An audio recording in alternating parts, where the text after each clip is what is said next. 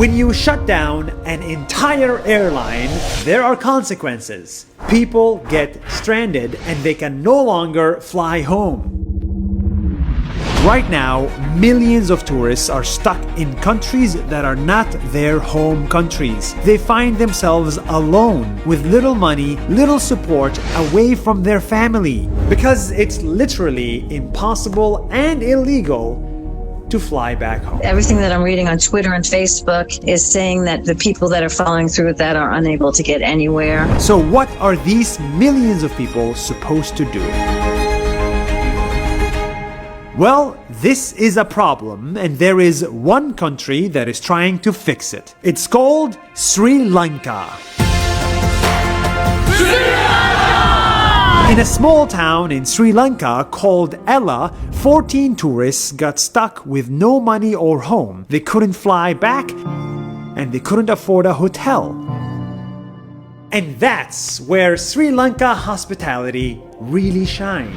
The entire city got together to help their 14 stranded tourists, to give them food, accommodation, and most importantly, give them family away from family. This is a thank you to Sri Lanka and the kindness and generosity of a town called Ella. And this isn't just 14 tourists. On the entire country level, a new program was launched called Tourism Disaster Monitoring and Hosting Program.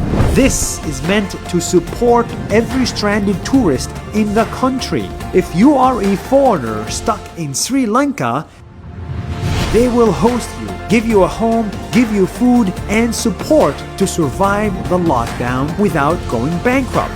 They will be your family away from family.